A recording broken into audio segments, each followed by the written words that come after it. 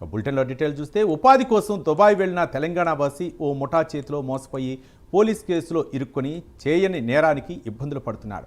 ఉండటానికి తావులేక దుబాయ్లోని జబాలిలీ ప్రాంతంలో సిమెంటు పైపుల్లో తలదాచుకుంటున్నాడు. తనను తెలంగాణ ప్రభుత్వం ఆదుకోవాలని, ఇండియాకు రప్పించాలని వేడుకుంటున్నాడు. వారం 10 రోజులుగా తిండి తిప్పలు లేక తాను పడుతున్న అష్టకష్టాల గురించి వివరిస్తూ ఓ వీడియో రిలీజ్ చేశాడు. జగిత్యాల జిల్లాకు చెందిన కిరణ్ అనే యువకుడు దీనావస్థ ఆయన మాట్లాడిన వీడియో ఇప్పుడు సోషల్ మీడియాలో వైరల్ అవుతోంది.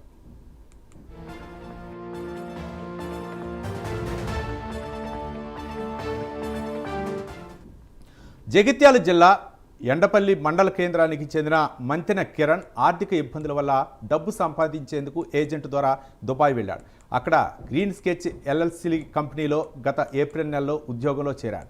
తెలంగాణ, ఆంధ్రప్రదేశ్కి చెందిన మరో 8 మందితో కలిసి అక్కడ పనిచేస్తున్నాడు. ఈ బృందానికి పరిచయమైన ఓ వ్యక్తి మరో కంపెనీలో ఎక్కువ జీతం వస్తుందని ఆశ చూపించడంతో ఆ వ్యక్తి మాయమాటలను నమ్మిన అందరూ అతన్ని కలిశారు. ఆ వ్యక్తి ద్వారా ఓ ముఠా గుప్పెట్లోకి మన తెలుగు ప్రాంతాల వర్కర్స్ వెళ్ళిపోయారు. తమ వద్ద నుండి కంపెనీ ఐడి కార్డులు లాక్కుని నిర్బంధించారని కిరణ్ చెబుతున్నాడు. ఐడి కార్డులతో పాటు సిమ్ కార్డులు, బ్యాంక్ అకౌంట్ వివరాలు, సంతకాలు, ఫోటోలు తీసుకున్నట్లు కిరణ్ చెబుతున్నాడు.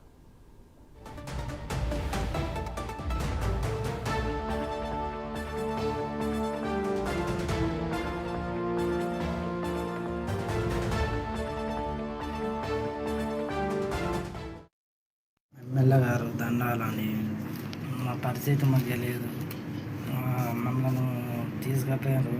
ఇద్దరు పాకిస్తాన్ వాళ్ళు తీసుకుపోయి మా ఐడి కార్డులు తీసుకొని, సిమ్లకు తీసుకొని, దాని డబ్బులు తీసుకొని మమ్మల్ని సిఐడికి అప్పచెప్పి మమ్మల్ని ఎటుగాని బతుకు చేసారు. మేము ఇక్కడ రంపల్లి ఉన్నాం సార్. మీ దండం పెడతాం, కాళ్ళు మొత్తం మమ్మల్ని ఇప్పించుకోండి సార్, ఇప్పించుకొని మరి సార్. మీకు పొన్నే ఉంటాయి, మాకు పిల్లలు ఉన్నారు సార్. ఈ దండం పెడతాం సార్. ఈ పైపుల్లో అంటున్నాం సార్. ఇంటనే తిండి లేదు, తికానా లేదు. ఇప్పటికి 10 రోజులే సార్ విడుదల చేసింది సార్. మమ్మల్ని ఎవరి దగ్గరికి రాని ఎత్తలు ఎవరు పనులకు పెట్టుకోలేదు సార్. మీ దండం పెడతాం, కాళ్ళు మొక్కుతాం, మీరే కాపాడు.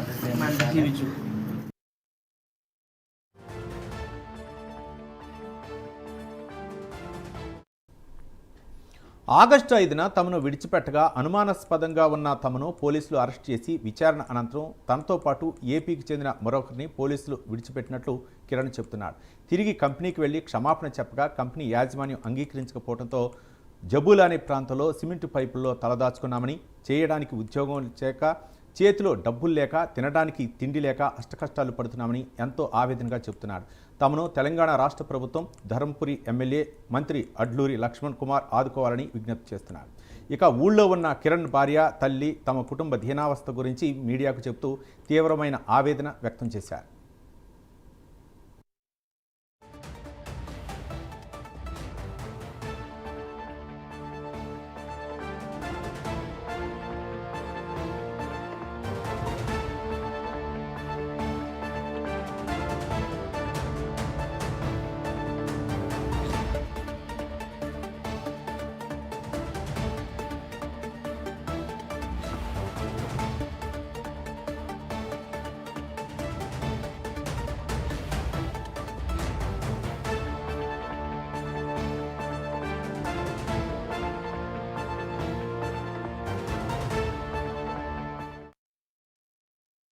నెల అవుతుంది సార్. ఇక్కడ ఏజెంట్ మోసం చేసిండ్రు, జీతం ఎక్కువ అని సార్ మోసం చేసిండ్రు మమ్మల్ని. సార్ ఫోన్ చేసి గిట్లా జరిగింది, గిట్లా మమ్మల్ని గిట్లా జీతం ఎక్కువ ఇస్తామని తీసుకుపోయి మమ్మల్ని గిట్లా చేసిండ్రు.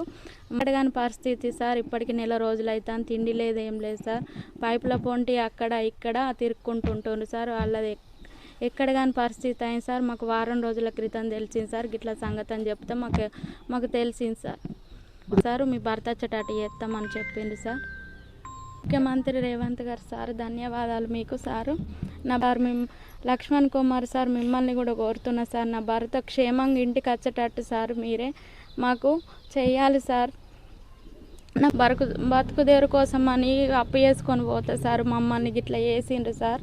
నా భర్త క్షేమంగా ఇంటికి వచ్చేటట్టు మీరే చేయాలి సార్. మేము చేసుకుంటేనే తిన్నట్టు సార్. నా పిల్లలు 2 చిన్నోళ్ళు సార్. మీరే మాకు న్యాయం చేయాలి సార్.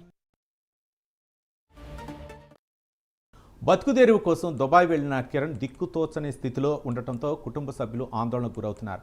ఉన్న ఊర్లో జీవనోపాధి లేక అప్పు చేసి దుబాయ్ వెళ్లిన భర్త ముఠా చేతిలో మోసపోవడంతో కిరణ్ భార్య కన్నీరు మున్నీరు అవుతోంది. తెలంగాణ ప్రభుత్వాన్ని సీఎం రేవంత్ రెడ్డిని, మంత్రి అడ్లూరి లక్ష్మణ్ కుమార్ను కిరణ్ కుటుంబ సభ్యులు వేడుకుంటున్నారు. మరి వారి మొరను ప్రభుత్వం ఆలకిస్తుందా? వేచి చూద్దాం.